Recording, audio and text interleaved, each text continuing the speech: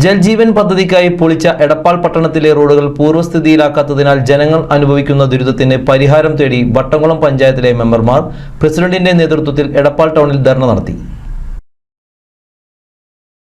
പൊടിശല്യം മൂലം ദുരിതം സഹിക്കാൻ കഴിയാത്ത വ്യാപാരികളും ഐക്യദാർഢ്യം പ്രഖ്യാപിച്ച് സമരത്തിൽ പങ്കാളികളായി.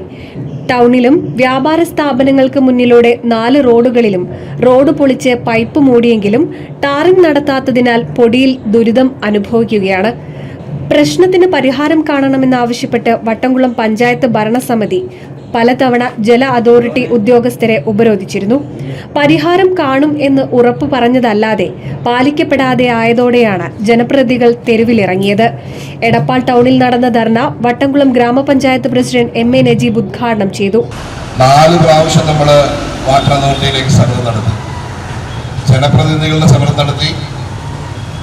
അതുപോലെ തന്നെ വാട്ടർ അതോറിറ്റി ആക്സിനെ നമ്മൾ ഉപരോധിച്ചു.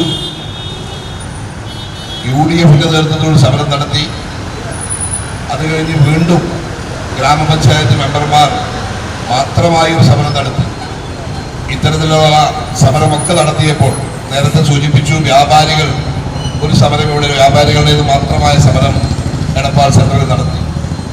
ഞങ്ങൾ നടത്തിയതൊക്കെ നമ്മുടെ വാട്ടർ അതോറിറ്റിയുമായി ബന്ധപ്പെട്ട AEയുടെയും ആക്സിന്റെയും മുന്നിലേക്കായിരുന്നു നമ്മളൊക്കെ സമരം നടത്തി. സമരം നടത്തുമ്പോഴും നമ്മളെ സംബന്ധിച്ചിടത്തോളം അവരൊരു കടലാസിൽ എഴുതി ഒപ്പിട്ടതിലും അടുത്ത 30-ാം തീയതിക്ക് മുൻപായി നമ്മുടെ നാട്ടിലെ എല്ലാ പൊളിച്ചിട്ട റോഡുകളും കോൺക്രീറ്റ് ചെയ്ത് ഗതാഗത യോഗ്യമാക്കി തരും, യാതൊരുവിധ തർക്കവുമില്ല എന്നുള്ള ഉറപ്പിന്മേൽ അവരെ എഴുതി ഒപ്പിട്ട് കടലാസിൽ സീല് വെച്ച് തരുന്ന ഒരവസ്ഥാവിശേഷമാണ്. എന്തൊരു വിരോധാഭാസമാണ്! ഒരു ഉത്തരവാദിത്തപ്പെട്ട ജോലിയിലിരിക്കുന്ന AEയും AXയും ഒക്കെ ഒപ്പിട്ട കടലാസുകൾ നമ്മളിങ്ങനെ മറിച്ചു നോക്കുകയല്ലാതെ ഒരു രീതിയിലും പണി നടക്കാത്തൊരവസ്ഥാവിശേഷമാണ്. എന്തുകൊണ്ടാണ് പണി നടക്കാത്തത്? നമ്മൾ വാട്ടർ അതോറിറ്റിയിൽ ചോദിക്കുമ്പോൾ പറയും. ഗ്രാമപഞ്ചായത്ത് മെമ്പർ ES സുകുമാരൻ അധ്യക്ഷനായിരുന്നു. മുൻ പ്രസിഡന്റ് കഴുങ്കിൽ മജീദ്, വൈസ് പ്രസിഡന്റ് ഫസീല സജീബ്, വികസന standing committee chairman Hasainar Nellissery, അംഗങ്ങളായ അക്ബർ പനച്ചിക്കൽ, ദീപ മണികണ്ഠൻ, ശാന്ത മാധവൻ, ഹാജറ മുതുമുറ്റത്ത്, വ്യാപാരി വ്യവസായി ഏകോപന സമിതി പ്രതിനിധികളായ P. ശങ്കരനാരായണൻ, K. അസീസ് തുടങ്ങിയവർ സംസാരിച്ചു. NCV news Edappal.